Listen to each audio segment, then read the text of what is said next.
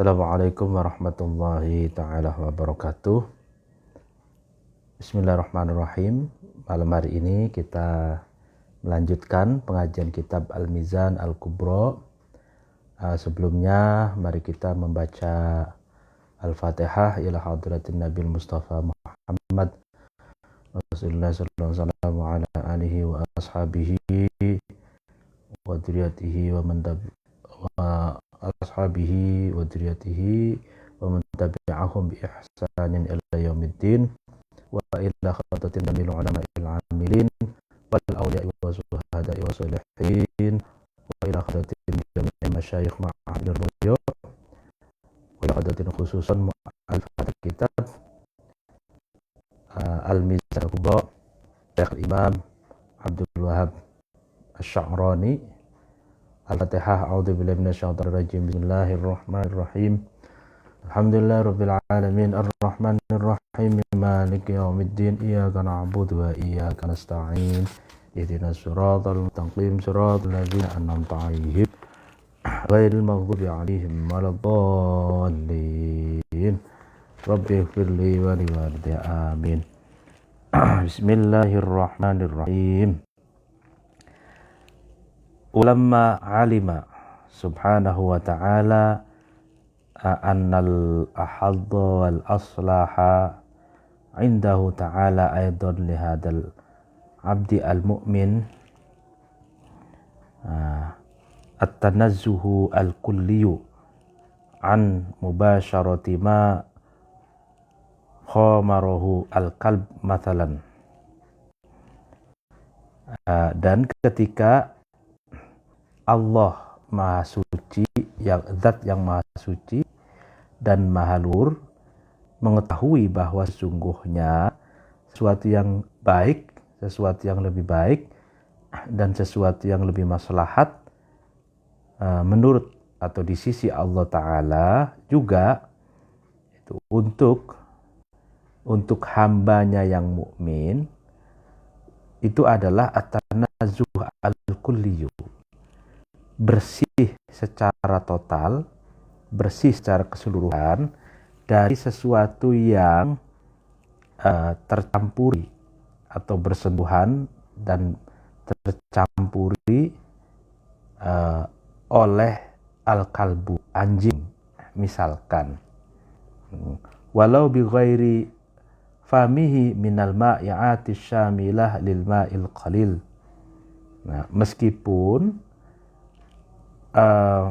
bukan dari mulutnya anjing, dari hal-hal yang cair, yang syamilah, yang mencakup lil ma'al qalil, kepada air yang sedikit.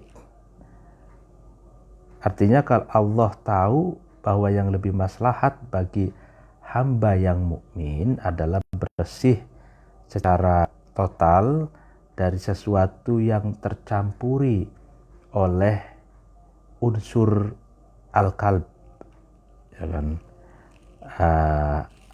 Anjing misalkan, meskipun dari unsur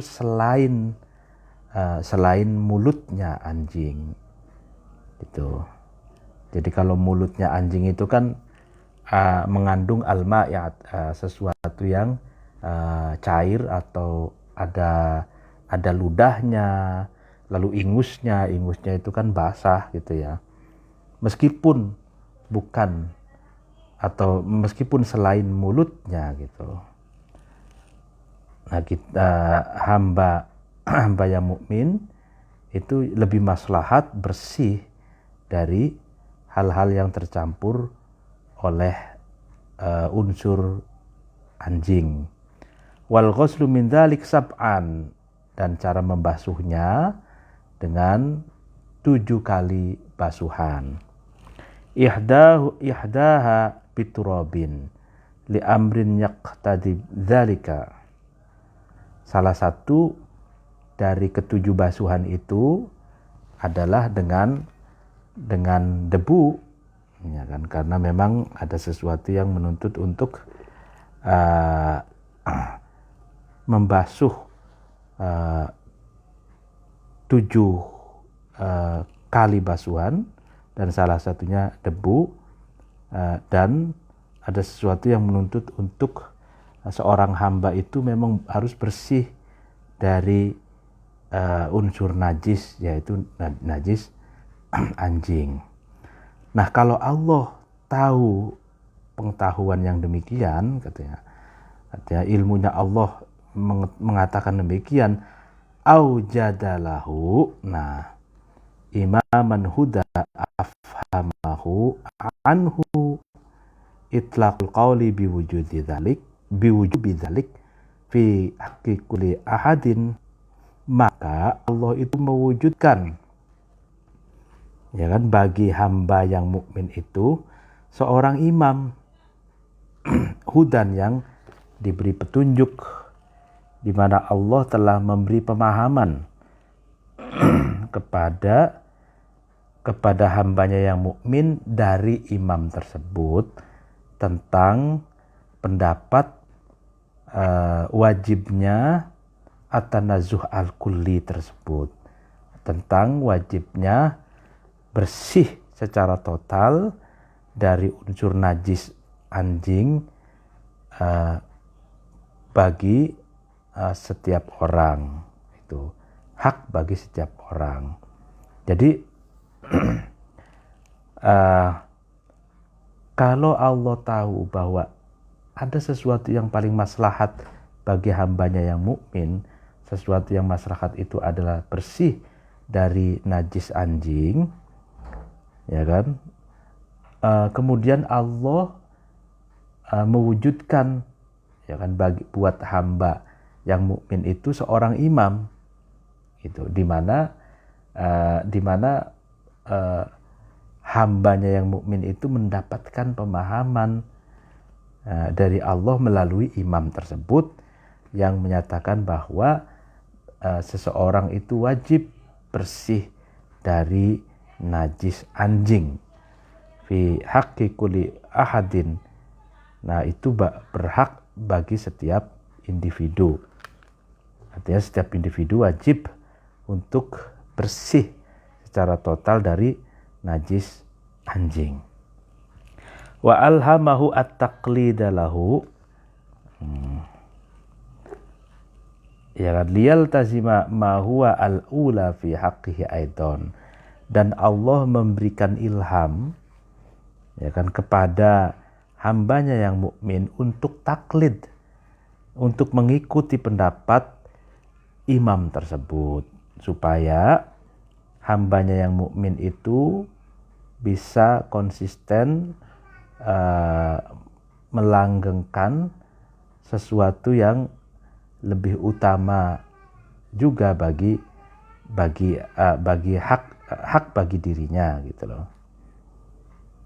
Jadi selain Allah menciptakan imam, lalu kemudian seorang hamba itu mendapatkan pemahaman dari Allah melalui imam itu, dan Allah pun memberikan ilham kepada hamba yang mukmin itu untuk taklid kepada imam tersebut, gitu. Dan itu al-ula fi haqqi, itu lebih utama bagi haknya seorang hamba, gitu. Walamma alima subhanahu wa ta'ala annal ahadha wal aslaha indahu ta'ala lihadal abdi al-mu'mini ayatamadmadu wa yastanshiqa mathalan fi kulli wudu'in li amrin yaqtadi dzalika. Dan ketika Allah maha suci dan maha luhur, zat yang maha suci, zat yang maha luhur, mengetahui bahwa sesuatu yang lebih baik, sesuatu yang lebih maslahat di sisi Allah Ta'ala bagi hambanya yang mukmin adalah berkumur dan menghirup air dengan hidung, misalkan di setiap wudhu, karena ada sesuatu yang menuntut untuk melakukan madmado dan istinsyak tersebut, berkumur dan menghirup air dengan hidung. aujadalahu imaman hudan afhamahu indahu itlaqul qawli biwujubi dzalik fi haqqi kulli ahadin wa alamahu at-taqlida lahu liyaltazima ma huwa al-ula fi haqqihi. Nah, ini redaksinya, narasinya sama dengan yang di atas, cuman contohnya saja yang berbeda. Kalau tadi itu soal seseorang itu at-tanazzuh al-kulli, bersih dari sesuatu yang bersentuhan dengan najisnya anjing. Kalau sekarang berkaitan dengan madmado dan istinsak, berkumur dan menghirup air ketika wudhu. Nah, dan itu kalau itu jadi maslahat bagi hambanya, maka Allah pun mewujudkan seorang imam bagi hambanya yang mukmin itu, imam yang mendapatkan petunjuk, di mana Allah memberi pemahaman kepada hambanya yang mukmin itu dari imam tersebut tentang satu pendapat bahwa keharusan berkumur dan meniup air dengan hidung itu bagi setiap individu itu. Dan Allah pun memberi ilham kepada hambanya yang mukmin itu untuk taklid kepada imam tersebut, supaya hambanya yang mukmin itu menetapi sesuatu yang lebih utama bagi hambanya, lebih utama untuknya gitu. Wa kada al-qaulu fi sa'iril ahkam. Demikian juga ya kan, pendapat-pendapat terkait dengan hukum-hukum yang lain gitu. Artinya ya,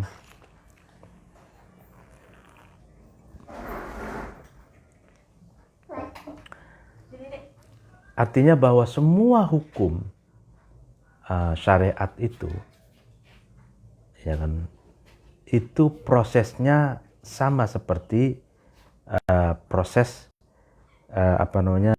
yang tadi itu, bahwa hamba yang mukmin itu harus tanazzuh al-kulli, bersih dari unsur najis anjing.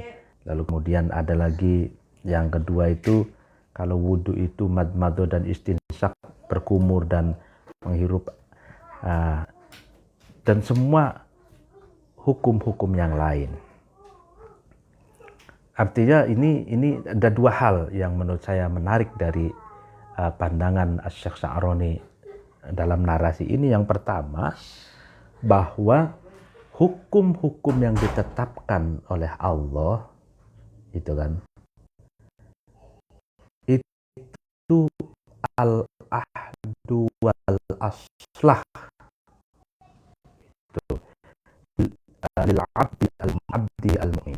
Jadi sesuatu yang telah ditetapkan oleh Allah dalam syariat itu adalah sesuatu yang paling baik, sesuatu yang paling maslahat bagi hambanya itu. Jadi spirit penetapan syariat Islam atau hukum-hukum fikih, spiritnya adalah al-aslah, sesuatu yang paling maslahat, al-ahad, sesuatu yang paling baik bagi hambanya gitu. Nah, itu satu. Yang kedua, Imam Asy-Sya'roni ingin mempertegas keyakinan ya. Jadi rumusan hukum-hukum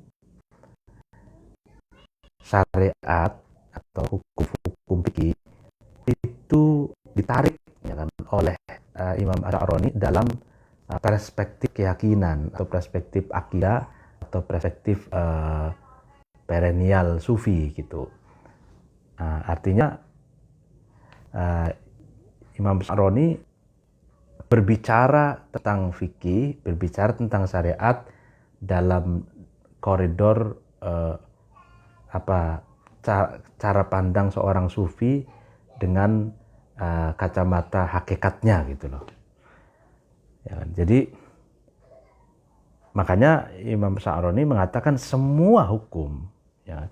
Semua hukum syariat itu sudah diketahui oleh Allah bahwa hukum-hukum yang telah ditetapkan itu adalah maslahat bagi hambanya gitu.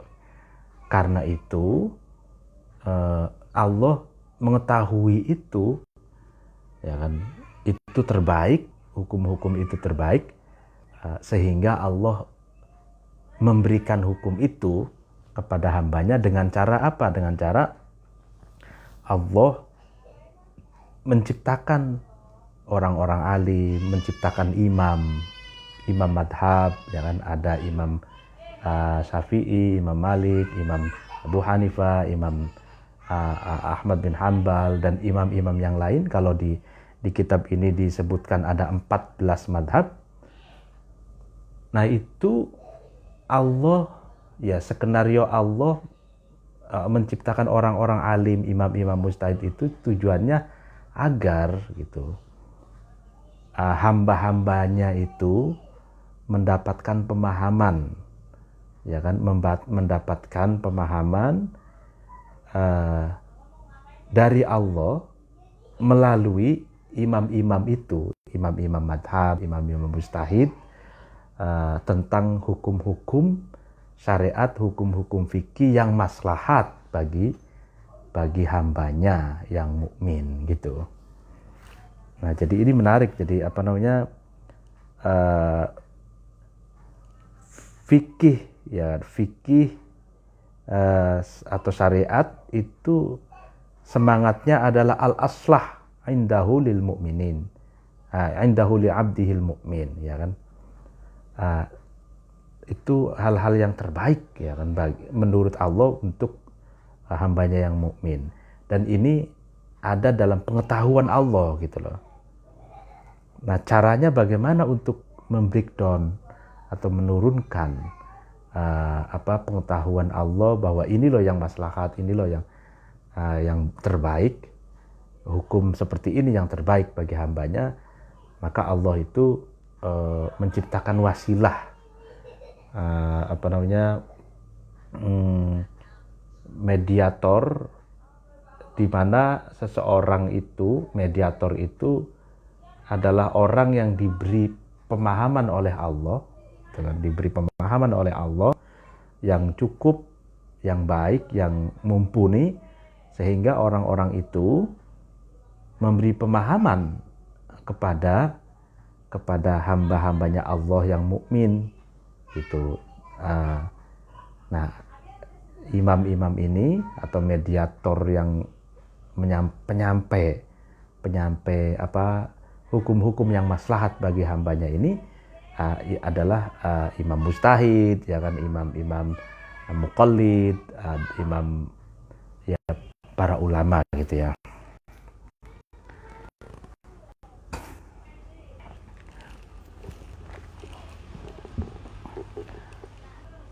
Fama min sabilin min subulal huda illa walaha ahlun fi ilmihi subhanahu wa ta'ala arsyadahum ilaiha bitariqin min turukil irsyad as-sarihah awil ilhamiyah. Nah, ya kan, jadi tidak ada satu jalan pun dari jalan-jalan petunjuk kecuali jalan itu ada ahlinya, ya kan? Ahli dalam ilmunya Allah subhanahu wa ta'ala, di mana Allah telah menunjukkan kepada ahlinya itu, ilaiha, kepada subulal huda itu, kepada jalan petunjuk itu, melalui satu jalan dari turukil irsyad as-sarihah, dari jalan-jalan petunjuk yang jelas, awil ilhamiyah, atau jalan ilham. Nah, ini penting. Jadi tidak ada satu jalan dari banyak jalan menuju petunjuk, ya kan? Tidak ada satu jalan pun katanya dari jalan-jalan petunjuk itu kecuali ada ahlinya gitu.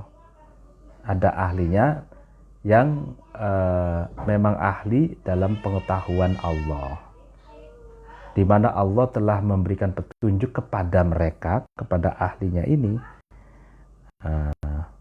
untuk menguasai satu jalan dari jalan-jalan petunjuk itu dengan melalui cara di antaranya irsyad as-shariqah al-ilhamiyah, jalan jelas atau melalui ilham. Nah, jadi ini penting sekali kepakaran ya gitu. Jadi kalau kita ingin bertanya tentang syariat Islam, maka tanyalah pada faqih, kepada ulama ahli fikih. Ya. Kalau ada ingin bertanya tentang ilmu kalam, tauhid, maka tanyalah kepada ulama yang ahli ilmu tauhid. Kalau Anda ingin bertanya tentang tasawuf, maka tanyalah kepada ahli tasawuf. Jika Anda ingin tanya tentang matematika atau eksakta atau pengetahuan-pengetahuan umum yang lain, maka tanyalah kepada ahlinya. Nah, ini kan sabilun min subilul huda ini maknanya adalah luas sekali.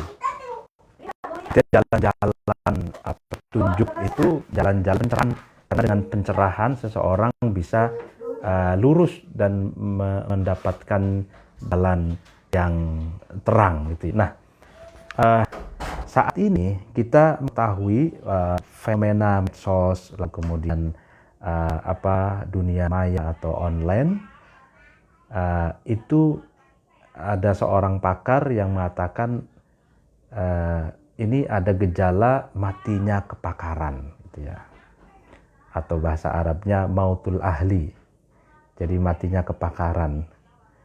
Kalau sebelumnya itu kan ada istilahnya mautul katib, matinya autor, matinya penulis, ya kan? Kalau di hermeneutika itu kan, kalau Nietzsche itu bilang Tuhan telah mati gitu ya. Padahal diledek di satu kampus di Amerika, ada seorang mahasiswa yang menulis di papan tulis, Tuhan telah mati, kata Nietzsche. Nah, lalu kemudian dosennya melihat tulisan itu ditulis di bawahnya, Nietzsche telah mati, kata Tuhan gitu ya. Jadi yang benar tuh Nietzsche yang sudah mati gitu. Kalau Tuhan masih hidup gitu, masih terus tidak pernah mati gitu. Nah, ini fenomena matinya kepakaran, mautul ahli, atau mautul ahliya, atau ya matinya kepakaran ini yang menjadi sumber kekacauan pengetahuan gitu.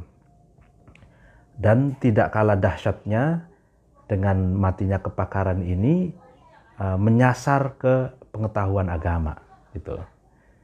Maksudnya matinya kepakaran itu adalah yang pertama, di dunia maya, di dunia medsos, orang itu tidak lagi bertanya kepada pakarnya, tidak lagi mempercayai pakar atau ahli di bidang masing-masing. Yang kedua, semua orang bisa bicara apa saja gitu, seakan-akan dia paling pakar gitu. Misalkan orang yang paling awam tentang agama, dia bicara tentang agama gitu. Karena mungkin dia bisa paste gitu dari pengetahuan yang nggak jelas sumbernya gitu ya. Nah, jadi semua orang bicara bicara semua hal gitu, meskipun dia bukan pakarnya gitu. Nah, sehingga ini keahlian menjadi tidak dihargai. Nah, tidak dihargainya kepakaran, tidak dihargainya keahlian, ini lonceng kematian bagi kepakaran, bagi keahlian itu. Dan ini bahaya. Nah, ya kan, banyak dalam fenomena ekstremisme, konon ada istilahnya self radicalism. Artinya ada seseorang yang meradikalisasi dirinya sendiri karena dia melihat YouTube, melihat tulisan yang provokatif, yang menghalalkan kekerasan atas nama agama, gitu, membaca portal, membaca medsos yang memprovokasi, yang membuat dia marah, gitu ya. Nah, tanpa belajar atau tanpa terkena cuci otak oleh mentornya atau oleh orang lain, dia dengan dirinya sendiri terpengaruh oleh medsos, terpengaruh oleh YouTube, terpengaruh oleh dunia maya, sehingga dia terjadi self radicalization, dirinya itu terjadi meradikalisasi dirinya sendiri, gitu, melalui pembacaan medsos. Nah, dan itu bahayanya orang yang kalau bahasa kalangan Nahdiyinnya itu bahayanya orang yang ngaji tanpa guru, gitu ya. Ngaji tanpa guru. Nah kalau di sini itu jelas walaha ahlun. Jadi setiap sabilun min subulal huda, satu jalan dari jalan-jalan banyak petunjuk itu pasti ada ahlinya, gitu. Dan ahlinya itulah yang telah diberi oleh Allah petunjuk, gitu, ya kan. Ya bisa melalui petunjuk yang jelas atau petunjuk yang melalui spiritual atau ilham, gitu. Nah, ini menarik. Jadi Imam Sya'rani ini bicara tentang fikih, bicara syariat, tapi melalui perspektif sufism atau perspektif spiritual. Kama annahu subhanahu wa ta'ala yassara dhuhura hadhil mizani, ya kan, lamma alima azalan annal ahadda wal aslaha indahu ta'ala li muallifiha wa man wafaqahu fi maqamihi wa akhlaqihi wa ahwalihi an yakshifa lahu an aini syari'ah al-kubra allati yatafarra' minha sa'iru manazi'i madahibil mujtahidin wa mawadi aqwalihim. Nah, sebagaimana Allah subhanahu wa ta'ala, Allah yang maha suci dan maha luhur, ya kan, itu telah menampakkan, mempermudah, menampakkan hadil mizan, mizan ini. Artinya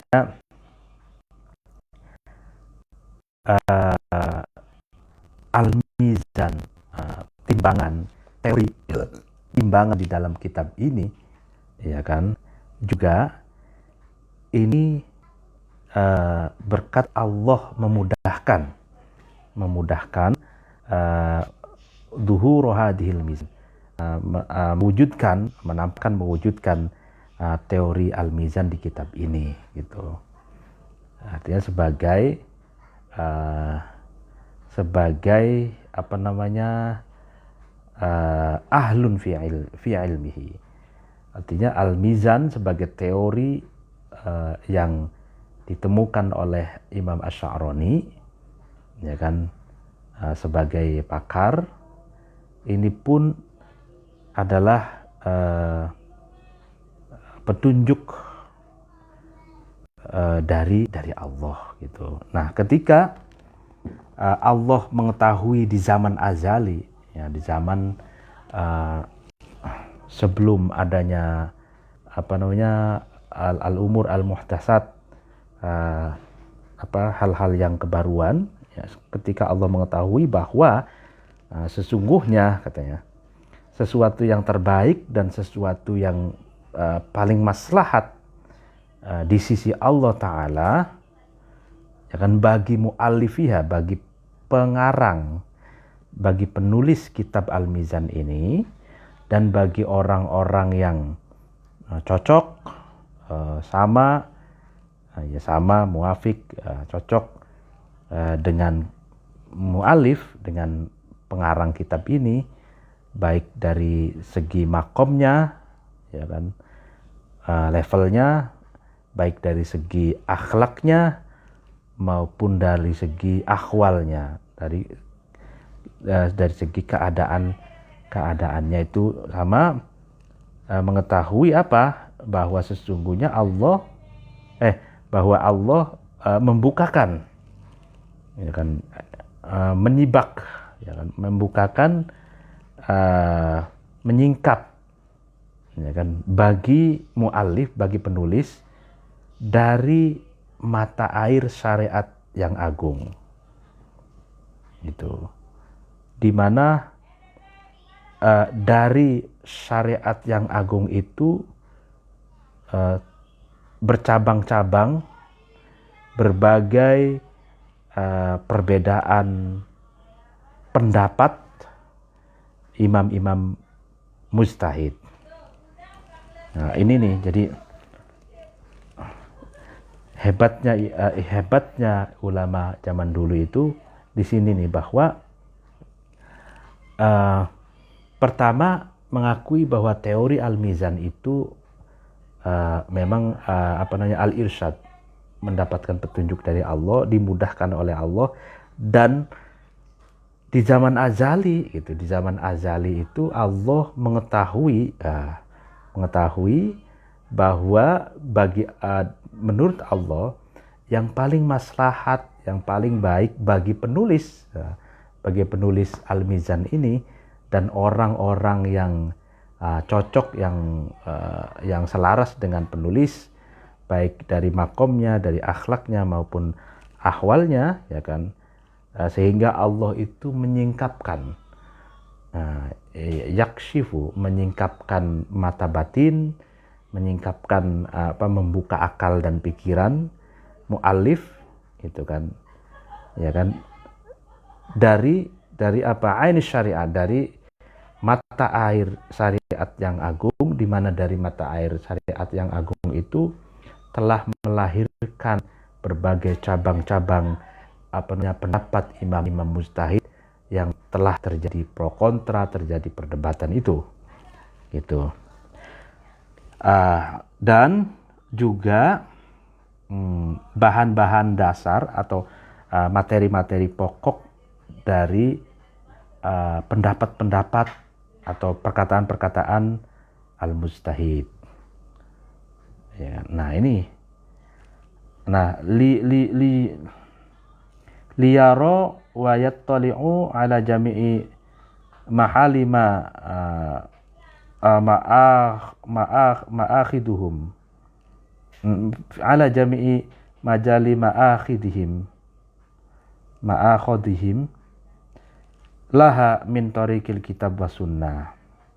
Nah, supaya supaya mu'alif, ya, penulis kitab ini melihat dan mentelaah, gitu. Artinya kenapa Allah itu membukakan mata batin, mata hati, membukakan akal pikiran itu, supaya mu'alif, penulis kitab ini Al-Mizan, melihat dan mentelaah, gitu, mentelaah seluruh mahali ma'akhodihi, tempat-tempat pengambilan, ya, pengambilan imam-imam mujtahid laha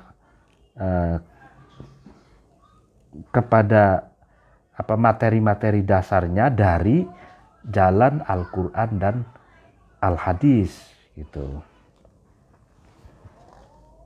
Jadi kan ada pendapat-pendapat, ya, pendapat-pendapat ulama, gitu ya, ulama mujtahid, lalu kemudian ada Al-Quran dan hadis, ya kan? Nah, seringkali para ulama mujtahid, ya kan, ketika mengeluarkan fatwa, ketika mengeluarkan pendapat, ya kan, itu tanpa menyebutkan Al-Quran dan hadis. Padahal itu sebetulnya fatwanya atau pendapatnya itu adalah intisari pemikirannya yang diambil dari Al-Quran dan hadis. Gitu. Nah, karena para ulama mujtahid itu saking kulino, saking witing tresno dalam sokulin dengan Quran dan hadis, sehingga memang betul-betul kataannya atau pendapatnya atau fatwa itu memang hasil dari perenungan, istidlal, istimbat dari Al-Quran dan hadis. Hanya saja dalam narasinya itu terkadang atau sebagian itu tidak menyebutkan Al-Quran dan hadis. Nah, Imam Asy'arani sebagai penulis ini dengan Al-Mizan, teori Al-Mizannya di dalam kitab Mizannya ini itu mendapatkan apa ya, anugerah dari Allah berupa penyingkapan mata batin, penyingkapan atau hatinya terbuka, akal pikirannya terbuka untuk memahami bahwa pendapat-pendapat, fatwa-fatwa, ya kan, perkataan-perkataan ulama-ulama mujtahid itu hakikatnya adalah bersumber dari Al-Quran dan hadis gitu. Jadi bisa melacak bahwa pendapat Imam Mujtahid itu seluruhnya itu dari Al-Quran dan hadis, meskipun dalam narasinya tidak disebutkan ayat mana, hadis apa itu, tapi dengan mukasyafah, ya, dengan mukasyafah itu bisa melacak dalil-dalil yang digunakan oleh para imam mujtahid gitu.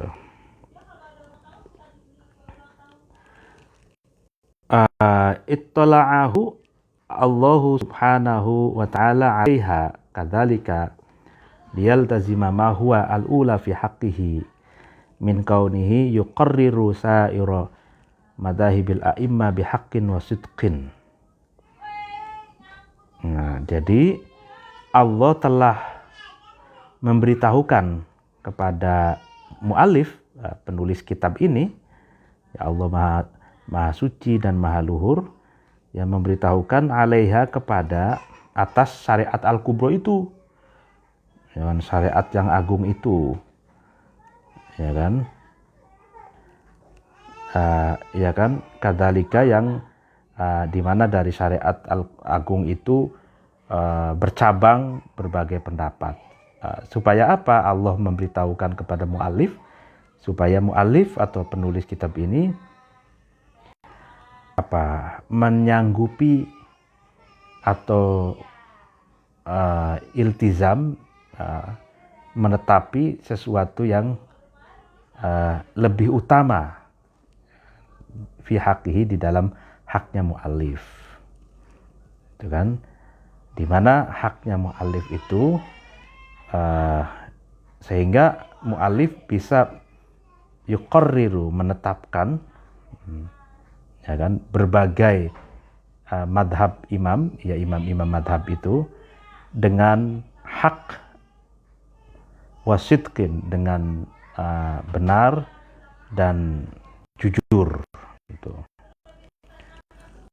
Waliyakuna fatihan li atba'ihi baba sihhatil i'tiqadi fi anna sa'ira a'immal muslimina ala hudan min rabbihim kam sayati idahuhu fadlan minallahi wa rahmah, ya kan.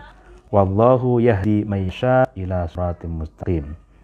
Dan supaya mu'alif, penulis kitab ini itu fatihan, memulai itu, membuka, ya kan, untuk para pengikutnya, membuka apa, pintu kesahihan keyakinan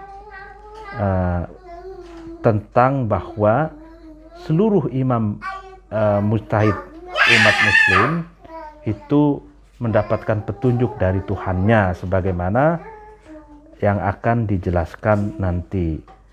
Fadlan minallahi wa rahmah, karena anugerah dari Allah dan wa ni'mah. Fadlan minallahi wa ni'mah, karena anugerah dan nikmat dari Allah.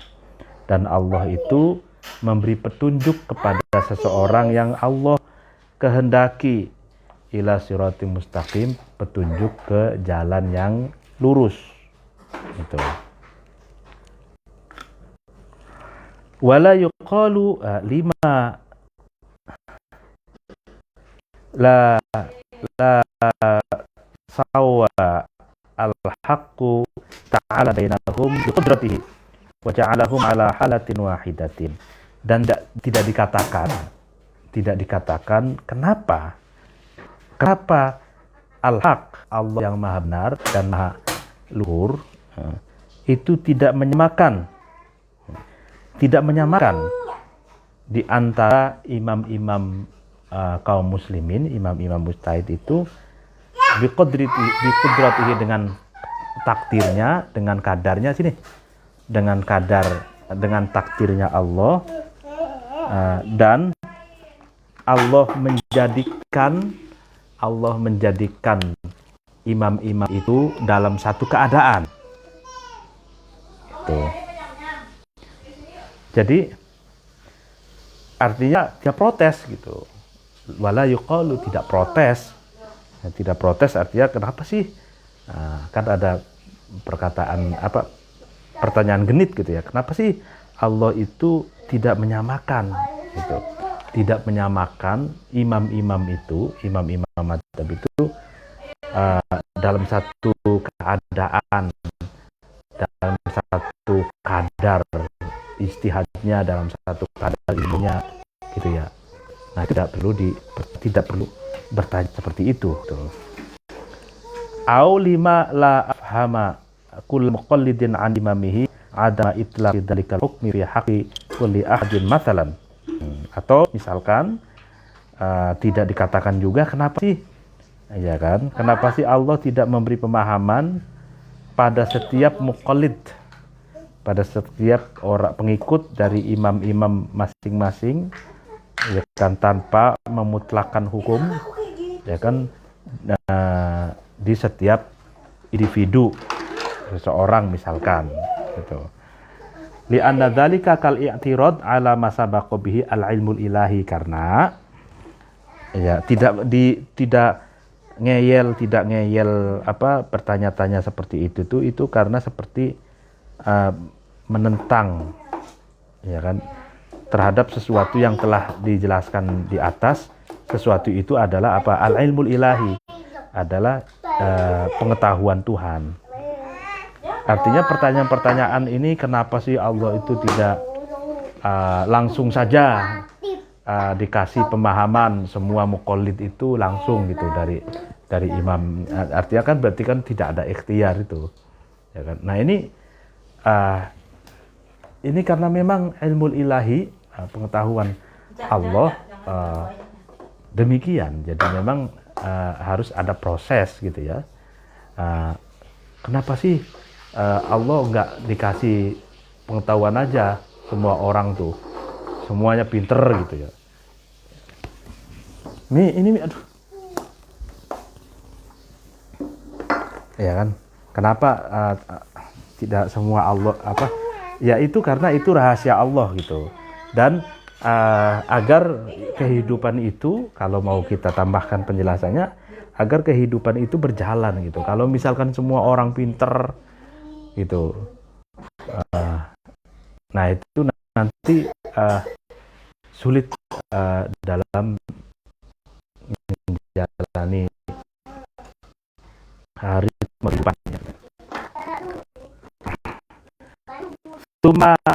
Tsumma alam anna ikhtisasa kulli ta'ifatin min hadhihi umat bi hukmin min ahkami syari'ah fi ilmi Allah ta'ala rubama yakunu tariqan litarqihim ila a'la mimma hum alaihi.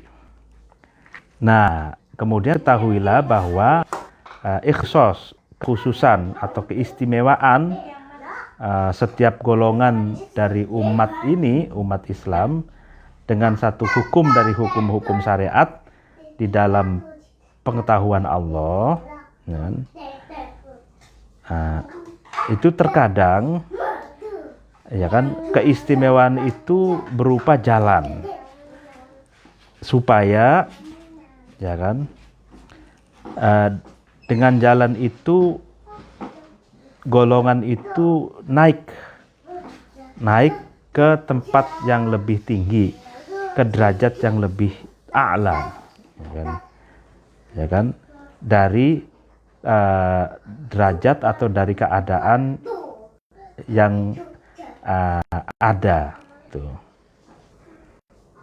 Itu satu. Jadi gini, ada taifah, golongan dari umat Islam itu diberi ikhtisos, diberi keistimewaan oleh Allah. Yang pertama dengan cara golongan itu diberi jalan, ya kan, dengan jalan itu golongan itu bisa dinaikkan ke derajat yang lebih tinggi dari derajat yang sudah ada. Warbama yakunu ifdoli di maqamihim anin naqsi. Dan terkadang yang kedua, ikhtisos, ya, keistimewaan itu berupa hifdon lima qomihim anin naqsi, menjaga makomnya ta'ifah itu, makomnya golongan itu dari kekurangan. Jadi ada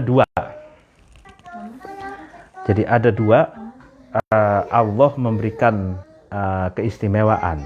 Yang pertama, Allah memberikan keistimewaan kepada seseorang dengan cara menaikkan derajat seseorang dari derajat yang rendah ke derajat yang lebih tinggi. Yang kedua, Allah memberikan keistimewaan dengan cara menjaga, ya kan, menjaga makomnya seseorang itu. Menjaga dari apa? Dari kekurangan. Jadi meskipun tetap di situ saja levelnya, ya kan, tapi keistimewaannya adalah terjaga dari kekurangan gitu. Wa yasikhu ayyuqala innat takalifa kullaha innama hiya litaraqi daiman fi haqqi man ata biha ala wajhiha. Nah, dan boleh saja dikatakan bahwa sesungguhnya takalif, tuntutan-tuntutan tanggung jawab, ya, semuanya itu selamanya tujuannya adalah taroki, untuk meningkatkan level seseorang, ya kan, fi haqqi man atabiha, hak, ya kan, hak bagi seseorang yang melakukan atau mendatangkan takalif itu, mendatangkan tanggung jawab itu. Artinya boleh saja dikatakan bahwa tuntutan tanggung jawab itu, ya kan, selamanya tujuannya adalah litauqi, untuk menaikkan derajat seseorang, seseorang yang melakukannya gitu. Jadi orang yang dibebani tanggung jawab, nah itu sebenarnya orang sedang dinaikkan derajatnya gitu. Nah, bisa tanggung jawab ini dalam pengertian tanggung jawab melaksanakan ibadah, ya kan, tanggung jawab melaksanakan hal-hal yang baik, al-amru wan nahi dari Allah, ya kan. Nah, kalau menjalankan semua doktrin ibadah, lalu kemudian syariah, tasawuf dan akhlak yang dianjurkan oleh Allah, Ya kan? Itu kan semua beban yang beban tanggung jawab ya. Kalau itu dilakukan itu litaraqi daiman fi haqqi ma'ata man ata. Jadi untuk menaikkan derajat seseorang itu sudah pasti bagi seseorang yang memang melakukannya gitu loh.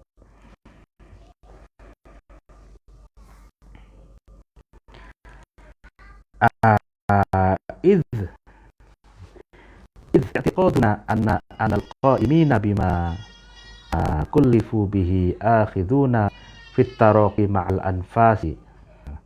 Karena keyakinan kami bahwa qaimin bima kullifu bihi, ya kan, orang-orang yang qaimin itu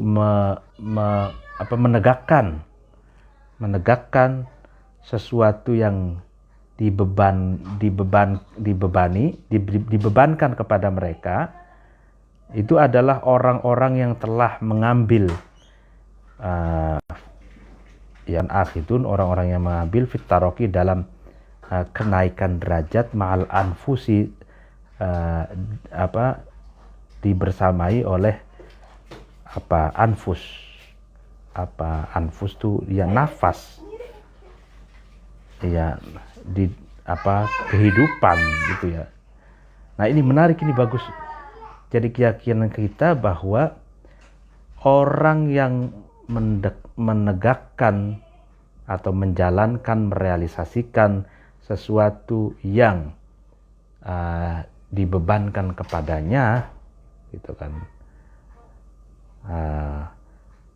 Hakikatnya orang itu sedang mengambil derajat keluhuran, dibersamai oleh kehidupan atau nafas panjang. Nah ini bagus ya. Jadi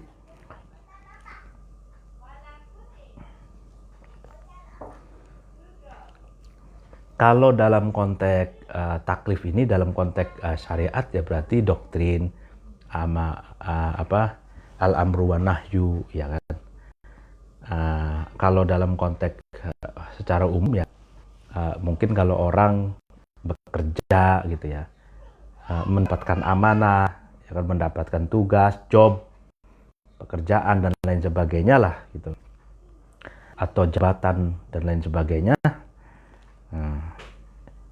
Itu kan tanggung jawab yang dibebankan kepada orang itu. Nah, kalau orang itu menjalankannya dengan baik gitu, al-qaimuna bima kullifu, menjalankan apa yang telah dibebankan, tanggung jawab, ya kan, tanggung jawab yang dibebankan kepadanya, sejatinya orang itu sedang mengambil derajat luhur gitu. Ma'al anfus. Nah ini ma'al anfus ini bisa diartikannya dia bisa selain mendapatkan derajat yang luhur, dia memiliki nafas panjang atau memiliki kehidupan gitu, memiliki kehidupan. Li'anna Allah Ta'ala la tantahi mawahibuhu abadal abidin wa dahrud dahirin wallahu wasi'un alim.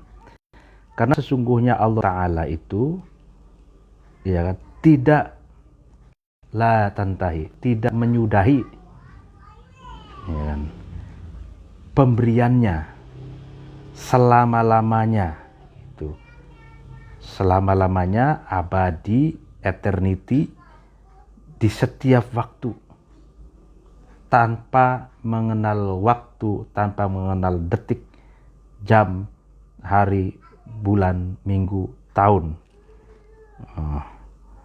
Itu wallahu wasi'un alim. Allah itu maha luas dan maha mengetahui lah. Ya berarti ma'al anfus, dia mendapatkan gairah kehidupan dan mendapatkan derajat tinggi. Karena pemberian Allah itu tidak akan berakhir gitu. Tidak akan berakhir selamanya, seterusnya gitu. Faqad bana laka ya akhi bihadhil qa'idah al-'azimah allati rubbama yakunu 'alaiha miqdaru hadhihi al-mizan al-karimah allati rubbama lam tasmah rihatu limithha anna hadhihi al-mizan asy-sya'raniyah madkhalatun li jami'i madhahib al-mujtahidin min a'immatil huda wa muqaddihi fi syari'ah al-muhammadiyah nafa'allahu biha al-muslimin. Nah, sungguh jelas bagimu wahai temanku, ya kan, dengan kaedah yang agung ini, ya kan, terkadang dari kaedah yang agung ini midaru hadil mizan al-karimah, beredarnya timbangan yang mulia. Nah, dan terkadang akal itu tidak mentolerir, ya, lam tasmah qorih, tidak mentolerir bimitliha, dengan sesamanya kaedah yang agung ini, bahwa al-mizan asy-sya'raniyah, maksudnya teori timbangan yang diciptakan oleh Imam Sya'rani, itu Asy-Sya'rani, mizan asy-sya'raniyah ini. Jadi itu masuk ke seluruh madhab-madhab mujtahid, dari imam-imam mujtahid yang mendapatkan petunjuk dari Allah, dan masuk juga ke pendapat-pendapat ulama-ulama pengikut imam mujtahid di dalam syariatnya Kanjeng Nabi Muhammad. Dan semoga Allah memberikan manfaat dengan Al-Mizan ini, dengan kitab Mizan ini, untuk seluruh umat muslim. Ya, mungkin pengajian malam hari ini dicukupkan. Apabila ada kekurangan dan kesalahan, mohon dimaafkan. Wallahul muwaffiq ila aqwamit thoriq. Wassalamualaikum warahmatullahi wabarakatuh.